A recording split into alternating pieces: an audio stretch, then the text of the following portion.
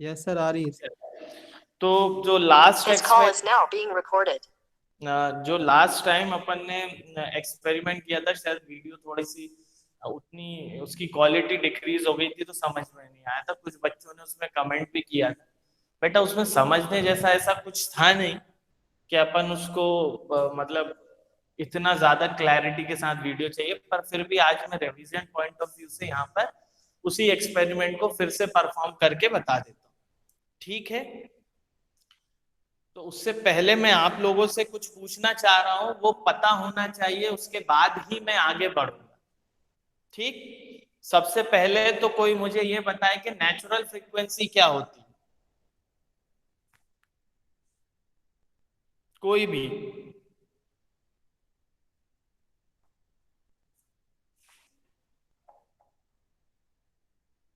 संकल्प बताएं बेटा, नेचुरल फ्रीक्वेंसी क्या होती है?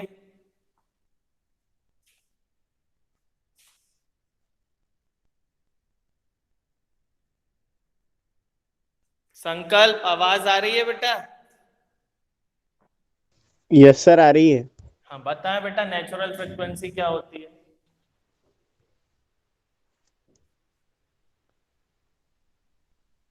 बता, फिर तो एक्सपेरिमेंट सर परफॉर्म। वो फ्रीक्वेंसी जिसमें जिसमें मतलब डैम्पिंग फोर्स वगैरह एक्ट करता है। डैम्पिंग फोर्स एक्ट करता है? अब ये डैम्पिंग फोर्स कहाँ से आ गया बेटा? मैंने सिंपल पूछा नेचुरल फ्रीक्वेंसी क्या होती है। अच्छा, डैम्पिंग फोर्स क्या होता है बेटा? सर डैम्पिंग फोर्स अपन ने पूरी वाइब्रेशन पढ़ ली है, और पूरी वाइब्रेशन में हमने सिर्फ और सिर्फ नेचुरल फ्रीक्वेंसी निकाली है, तो फिर पढ़ने का मतलब क्या है बेटा? संकल्प पता है, उसी के बाद पे एक्सपेरिमेंट करेंगे। We don't know about any theoretical knowledge, experiment कैसे परफॉर्म करेंगे? पता है?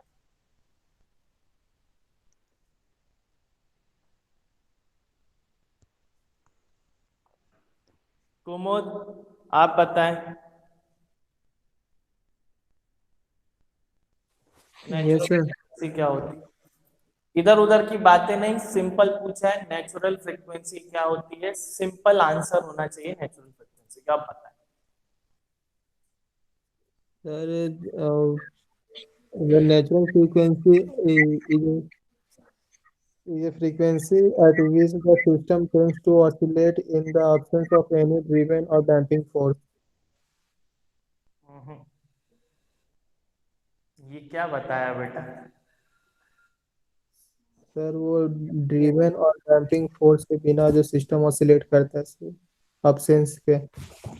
बिना किसके एब्सेंस के? ड्रिवन और डैम्पिंग फोर्स के, any driven and damping force के। ड्रिवन फोर्स क्या होता है? तो वो जो सर एनी लगाया जाता एक्सटर्नल फोर्स। संकल्प एक मिनट शांत रहो। हाँ बता। तो वो जो लगाया जाता है ना फोर्स, मतलब कि जो हम लोग द्वारा लगाया जाए उसको। तो क्या बोलते हैं? ड्रिवन फोर्स नहीं बोलते हैं, वो तो किसी किताब में लिखा हुआ है। हम क्या बोलते हैं उसको? हम लोग सब नेचुरल फोर्स बोल सकते हैं। हम्म, हमने लगाया तो नेचुरल कैसे हुआ? हम्म, हमने सर लगाया तो नेचुरल कैसे हुआ? चलो आगे बताओ बेटा,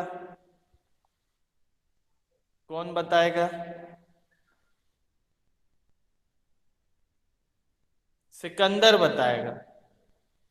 सिकंदर, नेचुरल फ्रीक्वेंसी क्या होती है, उसी को फाइंड करना है मुझे। सिकंदर, नेचुरल फ्रीक्वेंसी क्या होती है? हाँ, good morning sir. Good morning बेटा।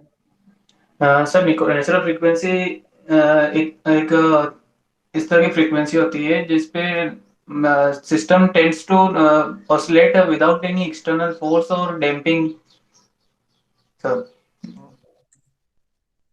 अरे वो क्या बोल रहे हैं बेटा?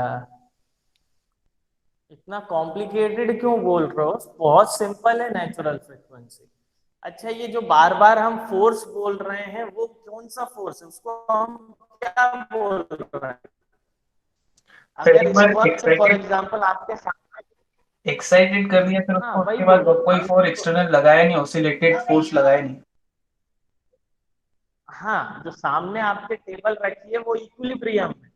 अब बार बार फोर्स फोर्स लगा, सिंपल सी बात है, किसी भी वाइब्रेशन को एब्जॉर्ब करने के लिए या ऑब्जर्व करने के लिए हमें उस सिस्टम के इक्विलिब्रियम को डिस्टर्ब करना हो, तो पहला शब्द तुम्हारे मुंह से निकलना चाहिए डिस्टर्बिंग फोर्स। उसको आप बोलोगे कि एक्सटर्नल एक्साइटेशन फोर्स। हम जो डिस्टरबेंस क्रिएट कर रहे हैं तो वो डिस्टर्बिंग फोर्स है। डिस्टर्बिंग फोर्स क्यों है? क्योंकि इक्विलिब्रियम को डिस्टर्ब ही नहीं करोगे तो फिर वाइब्रेशन को कैसे देखोगे? समझे? और जब किसी भी इक्विलिब्रियम को एक बार डिस्टर्ब करके उस फोर्स का कोई मीनिंग नहीं होता है, सिर्फ सिंगल टाइम उसकी इक्विलिब्रियम को डिस्टर्ब करने के लिए यूज करते हैं, इसीलिए उसको मैं डिस्टर्बिंग फोर्स बोलता हूँ। सिर्फ डिस्टर्ब करना, किस तरीके से डिस्टर्ब करना उसका कोई मैटर नहीं होता, मतलब ही नहीं है कोई कि मैं उसको 10 न्यूटन से कर रहा हूँ, 5 न्यूटन से कर रहा हूँ, 20 आरपीएम से कर रहा हूँ या 20 रेडियन पर सेकेंड से, उसका कोई मीनिंग नहीं है।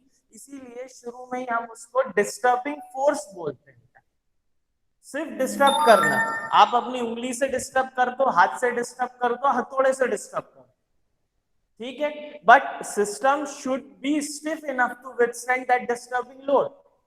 तो स्टिफ इनफ, इसलिए स्टिफनेस हमने पढ़ी, एक प्रॉपर्टी है।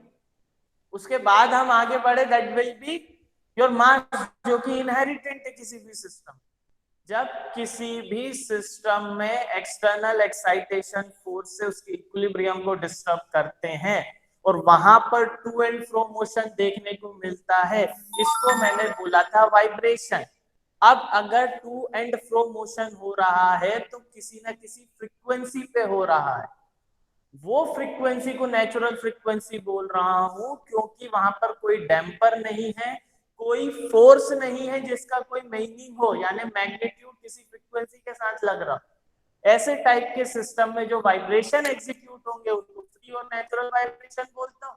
किस फ्रीक्वेंसी के साथ? क्योंकि मैं टू एंड फ्रो मोशन देख रहा हूँ ना, तो किस फ्रीक्वेंसी के साथ होंगे? That is the natural frequency.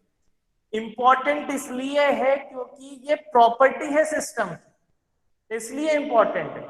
Natural frequency ऐसा नहीं है कि चेंज हो जाएगी, it is the property of the system, किसी भी सिस्टम की। इसीलिए हम जब भी कोई सिस्टम की बात करते हैं तो उसमें एक्सटर्नल एक्साइटेशन फोर्स तो हमेशा प्रेजेंट होगा। हम जो मशीन्स बनाते हैं उसमें हमेशा फोर्स कोई ना कोई प्रेजेंट रहता है। अब जो फोर्स की फ्रीक्वेंसी है और नेचुरल फ्रीक्वेंसी है, ये इक्वल नहीं होनी चाहिए। अगर ये इक्वल हो गई तो एक फेनोमेना मिलता है रेजोनेंस। कहानी वहीं से शुरू हुई, क्योंकि नेचुरल फ्रीक्वेंसी तो सिस्टम की प्रॉपर्टी हमेशा ही प्रेजेंट रहेगी, फोर्स की फ्रीक्वेंसी हम देते हैं। इन सबको पढ़ने के लिए natural frequency plays an important role. 4 लोगों से पूछा, एक डेफिनेशन नहीं बता पा रहे हैं नेचुरल फ्रीक्वेंसी की। इतना ज्ञान दे के रखा है और उसमें 4 लोग कमेंट कर रहे हैं सर वीडियो की क्वालिटी अच्छी नहीं है। अरे जब अच्छी क्वालिटी की वीडियो से नहीं पढ़ पाए हैं अपन, तो उस वीडियो से क्या समझेंगे? ये तो अच्छे चिल्ला चिल्ला के पढ़ाए ना नेचुरल फ्रीक्वेंसी। अभी बेटा 4 क्वेश्चन पूछूंगा जो एक्सपेरिमेंट के लिए यूज होंगे, उनमें से सब फेल हो जाएंगे। पढ़ना पड़ता है बेटा। चलो ठीक है, तो नेचुरल फ्रीक्वेंसी समझ में आ गई। मैंने टाइप्स ऑफ वाइब्रेशन आपको बताए थे, जरा उसको और बता दो फिर मैं आगे बढ़ता हूं। टाइप्स ऑफ वाइब्रेशन बेटा, on the basis of numerical problem 3 बताए थे मैंने।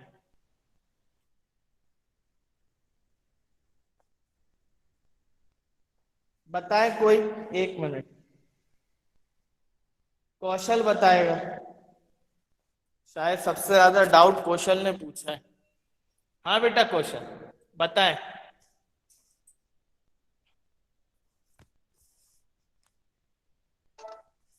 कौशल आवाज नहीं आ रही क्या बेटा?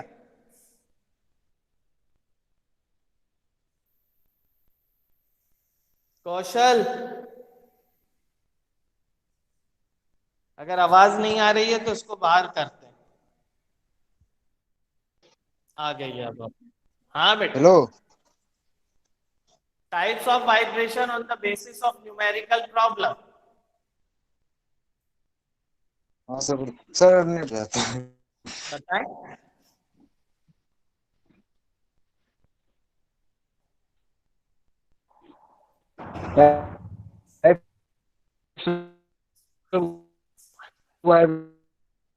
On the basis of numerical problem. अरे यार, बताएं जल्दी। क्या हो जाता है यार।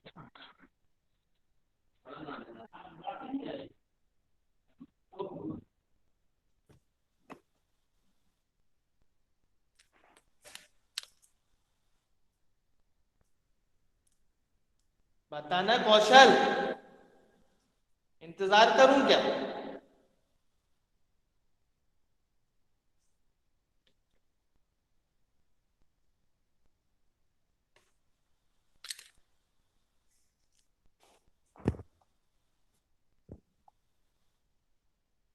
इतनी देर में पढ़ोगे क्या? तो भी समझ में नहीं आएगा कहीं पर। सर एक बार सर रिकनेक्ट करके सर। हाँ हेलो सर, एक बार सर डिस्कनेक्ट करके कनेक्ट करता हूँ सर। हाँ। आवाज बहुत फंस रहा है चल, सर। आसिफ तुम बता दो 1 बेटा जल्दी से, फिर ही तो एक्सपेरिमेंट शुरू करेंगे अपन। आसिफ। Hello sir. हाँ बेटा। हेलो हाँ हाँ सुन रहा हूँ, बोलो ना। सर। हाँ, नहीं, सर फ्री वाइब्रेशन और force vibration. on the basis of numerical problem।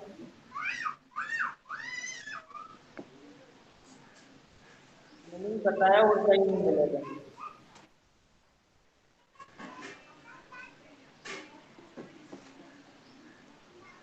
On the basis of numerical.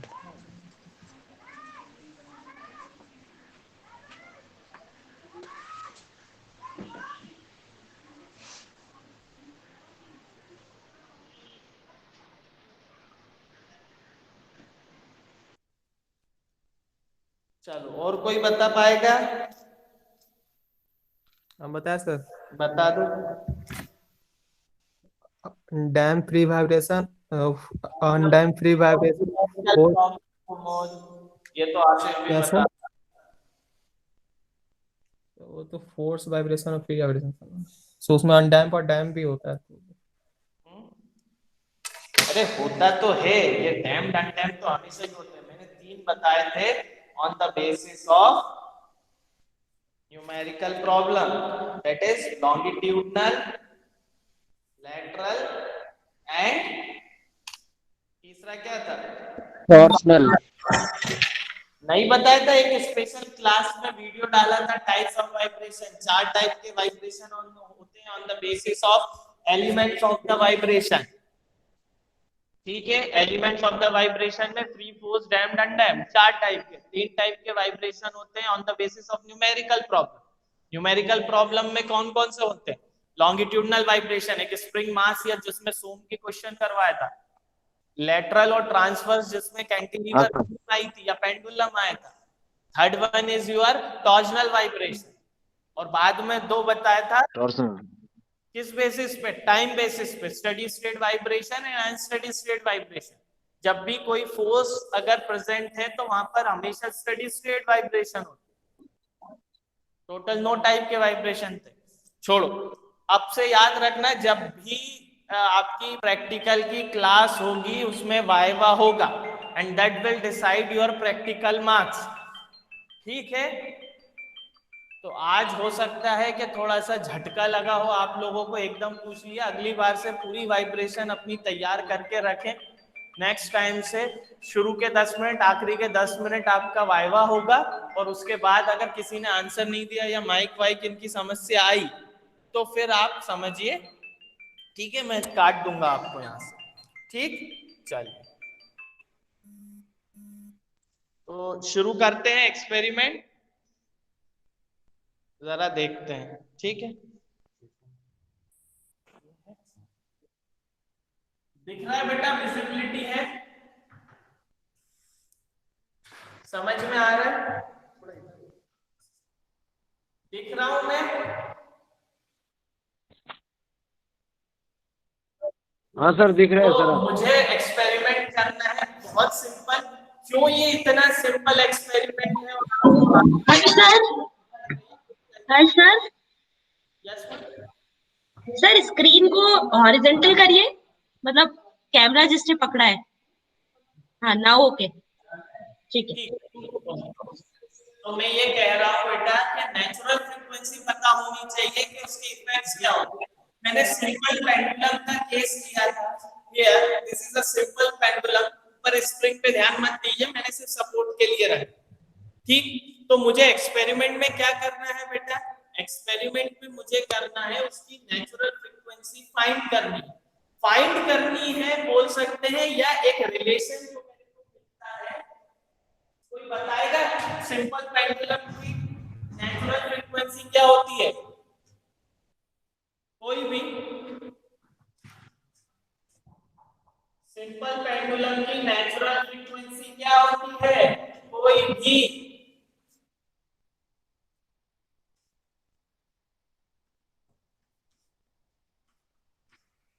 Hertz में ही निकाल देता हूं। Under root g by l या l by ji?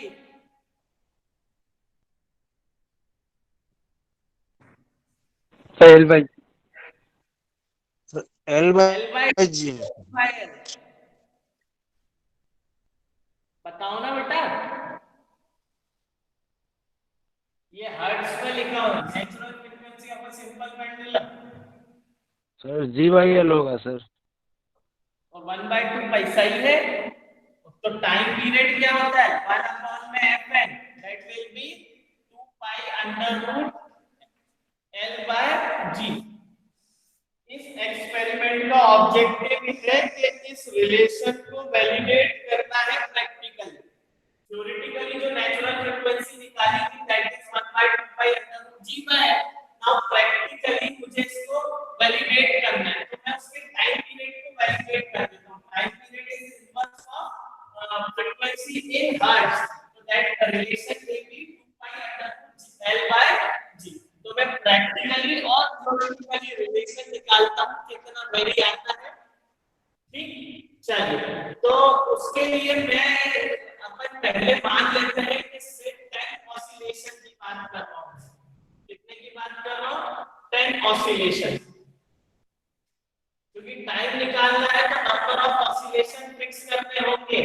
Free vibration है, मुझे नहीं पता कि कभी रुकेगा कि नहीं रुकेगा। ये फाइनाइट टाइम के लिए नंबर ऑफ ऑसिलेशन होने लगेगी, क्योंकि there is no damper present in that system, that simple pendulum system. ठीक है, फिर भी atmospheric air as a resistance यहां पर बिहेव करेगी, इसलिए वो कभी ना कभी तो रुकेगा। और मैं बोलता हूं कि every system is naturally damped, ये भी बात है। बट मेरे को एक्सपेरिमेंट परफॉर्म करने के लिए मैंने 10 ऑसिलेशंस पहले चेक कर लिए। 10 ऑसिलेशंस लेके चल रहा हूं मैं। ठीक है, 10 ऑसिलेशन में कितना टाइम? ये आपकी ऑब्जर्वेशन टेबल है। ऑब्जर्वेशन टेबल कैसे परफॉर्म करेंगे अभी बताऊंगा। इसमें serial number, mass of the ball. ठीक है, मास ऑफ द बॉल मैंने ले लिया फॉर एग्जांपल, इसका जो भी मास है मैं बताता हूं। That length will be the length of string, centimetre में लेना है। Mass of the ball KG में ले लो। ठीक है, number of oscillation n, small n मैंने फिक्स कर दी है। 10 ऑसिलेशंस के लिए काम करूंगा। अब देखो लिखा है time for n oscillation second में निकालना है। इन 10 ऑसिलेशन को होने में कितना टाइम लगेगा वो मैं अभी फाइंड आउट करूंगा experiment. Then t by n calculate करना है। 10 ऑसिलेशन में मान लो 15 सेकंड 20 सेकंड लगे हैं, तो t सेकंड में निकल जाएगा। ठीक, and that t time period is to complete one cycle। एक साइकिल को कंप्लीट होने में कितना टाइम लगेगा, वही होता है time period, that is capital T।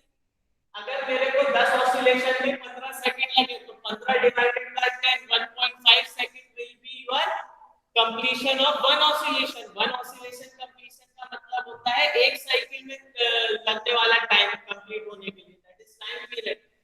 ये निकल जाएगा प्रैक्टिकली और ये मैं कैलकुलेट करूंगा थ्योरेटिकली, लेंथ वेरी कर करके। ठीक है, चलिए ऑलरेडी हम परफॉर्म कर चुके हैं, इसको देखते हैं। 10 ऑसिलेशन में टाइम कितना लगेगा? ठीक है, 10 ऑसिलेशन को कंप्लीट होने में कितना टाइम लगेगा ये हमें देखना है। सर आप थोड़ा टाइम देख लीजिएगा, ठीक। और आप लोग भी बेटा वॉच ऑन करके रखें। मैं यहां से इसको स्मॉल डिफ्लेक्शन दूंगा 10 रिवॉल्यूशन के लिए, ऑसिलेशन के लिए। ठीक है, जब वो इक्विलिब्रियम को क्रॉस करेगा, फॉर एग्जांपल मैंने यहां से इसको डिस्टर्ब किया, ये 1 2 3 इस टाइप का। ठीक है, करें शुरू 1 सेकेंड। ठीक है, मैं स्मॉल देख रहा हूं, 10 तक गिनना है टाइम। सर आप देखिए 1 2 3 4 5 6 7 8 9 10। ठीक, that will be your 10th oscillation. 49 second, approximately 50 second. नहीं सर, 9.97 9.97 सेकंड। ठीक है, 10 तो लेंथ ऑफ द स्ट्रिंग इसकी है 19 सेंटीमीटर। मैंने अभी मेजर किया 19 centimetre. Number of oscillations 10। 9.97 second मेरा आंसर आया। ठीक है, 10 ऑसिलेशन के। अब मैं चाह रहा हूं यहां से, देखो पहले T/N निकालना। T/N कितना हो जाएगा मेरा? 9.97 divided by 10, that is 0.997। ठीक, और नाउ थ्योरेटिकली के लिए मुझे क्या करना पड़ेगा? T will be equals to 2 pi under root 19 into 10 की पावर -2 अपॉन में 9.81। बेटा थ्योरेटिकली कैलकुलेट करके बताएं मुझे, आप लोग बताएं जब तक मैं इसका स्ट्रिंग की लेंथ बढ़ा। कितना निकला थ्योरेटिकली? कोई भी कैलकुलेट करके बता दे।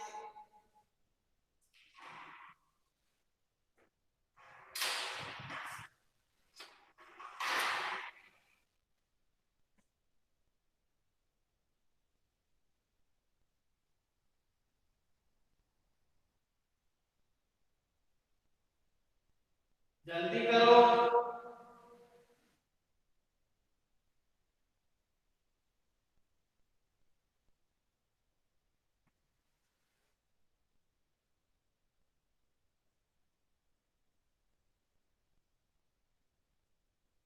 कितना है बेटा?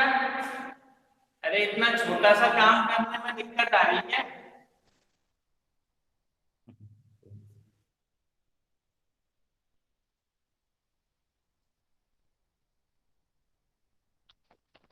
सर कैल्सी नहीं है यहाँ पे, ये यही दिक्कत है सर। मोबाइल से भी क्या दिक्कत है? तो 2 मिनट तक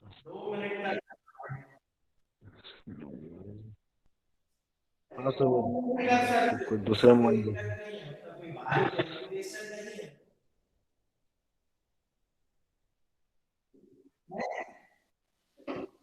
फिर में नहीं हो पाएगा सर। किसी के पास नहीं है? सर रूट है सर बहुत।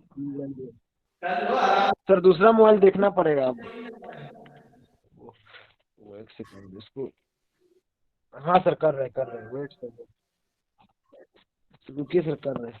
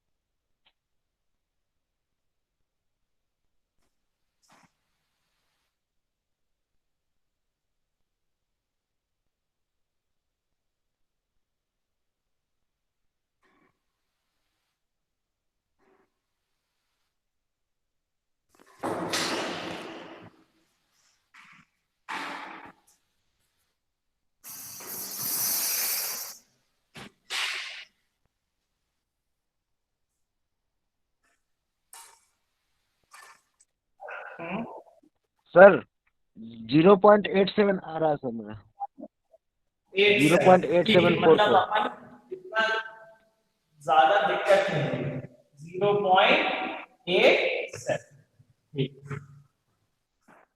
0.87 degree. Now I will change the length to 30 centimeter. ठीक है? For that 10 oscillations के लिए मैंने चेंज किया. Again ये मैंने सेटअप रेडी किया है. And the length of the string will be your 30 centimeter. ठीक है? Ready? Now again I will give the deflection और देखता हूँ कि लेंथ से क्या फर्क आता है. ठीक है? Okay. 1, 2, 3, 4, 5, 6, 7, 8, 9, 10. 12.15. So 10 of नहीं सर फोर्स क्या का हो क्या गया? मैटर है सर सर अब जो हाथ से फोर्स दे रहे हैं सर आप जो सर हाथ से सर अब जो हाथ से जो आप फोर्स दे रहे हैं ना सर एक्सटर्नल फोर्स सर आप जो हाथ से एक्सटर्नल फोर्स जो आप दे रहे हैं जो जो उसमें आप प्रोवाइड करवा रहे हैं सर तो वो तो अलग अलग है वैरी कर रहा है आपका एक्सटर्नल फोर्स ठीक है वही तो समझने की कोशिश कर रहे हैं कैलकुलेट कर फिर समझाता हूं क्या now this time P will be equals to 2 pi under root L will be 30 centimeter point 9.8 इसको कैलकुलेट करो बेटा एक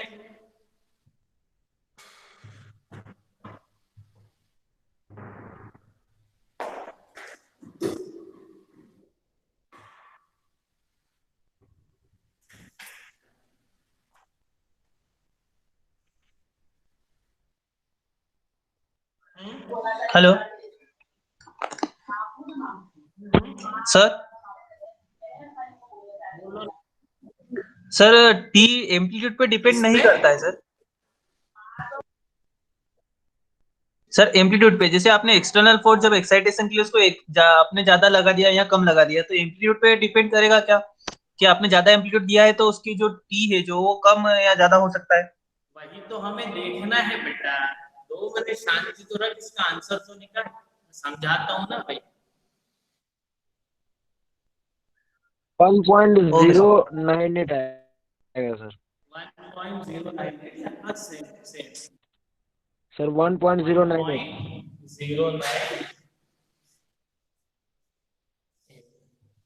ठीक है चल ये वैलिडेट हो चुका है आप लगभग सेम ही आ रहे हैं थोड़ा सा वेरिएशन आया है बहुत सा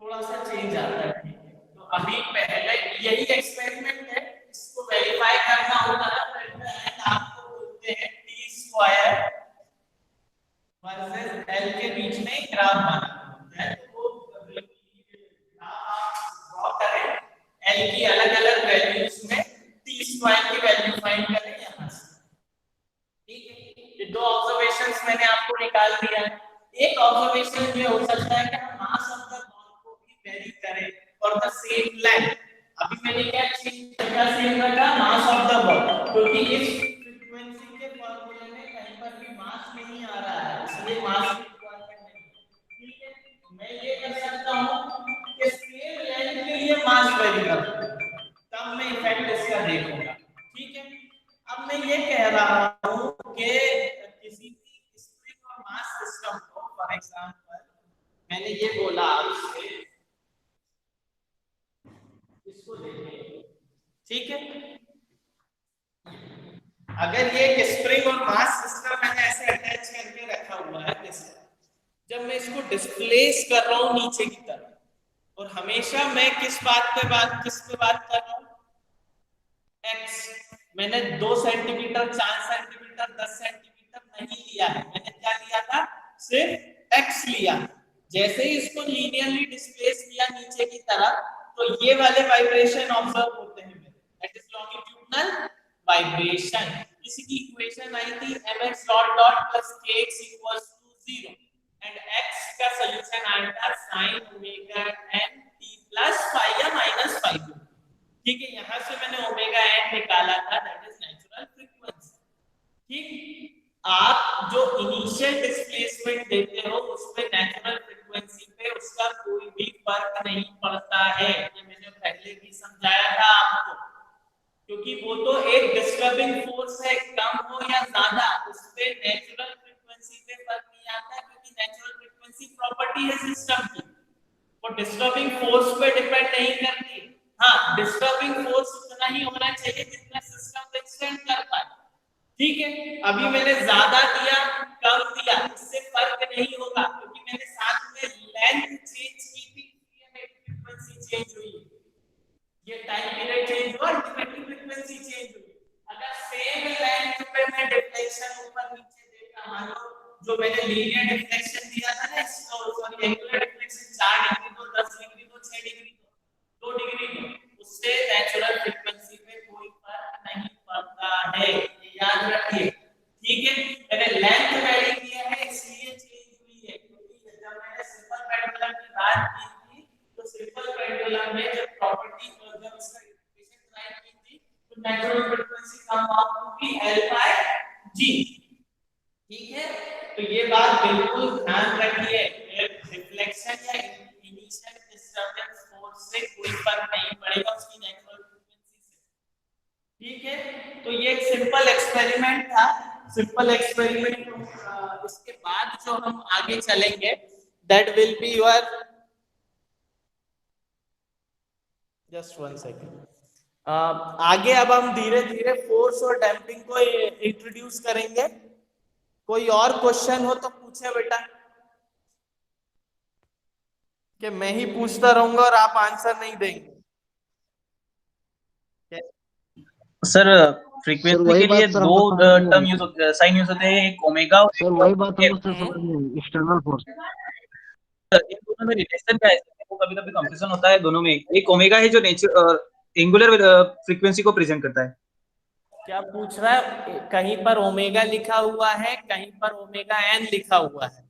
नहीं सर, कहीं पर ओमेगा और कहीं पर एफ से फ्रीक्वेंसी को रिप्रेजेंट किया जाता है। हाँ, तो इनमें कंफ्यूजन होता है मेरे को कभी कभी कि ऐसा क्यों, मतलब इनमें रिलेशन भी क्या है सर दोनों में?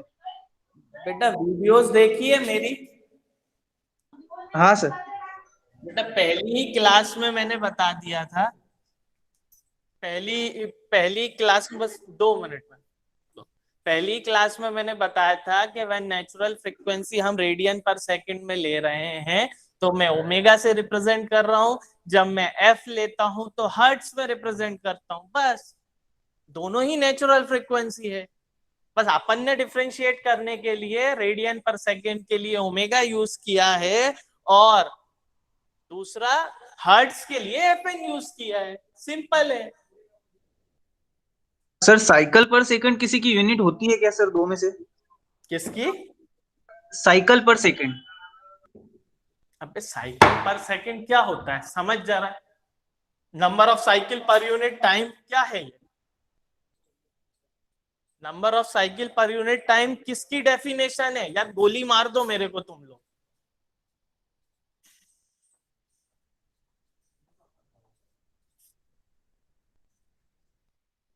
फेंक दूंगा किसी अच्छा सामने नहीं हो यहाँ पर।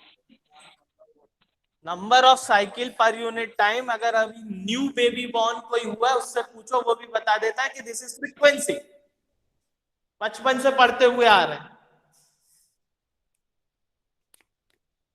बेटा रिवाइज करो, बहुत ज्यादा बेसिक इन्वॉल्व है आपकी वाइब्रेशन में। मैंने पढ़ा दिया, आपने पढ़ लिया, इसका मतलब ये नहीं होता है कि बस खत्म हो गया।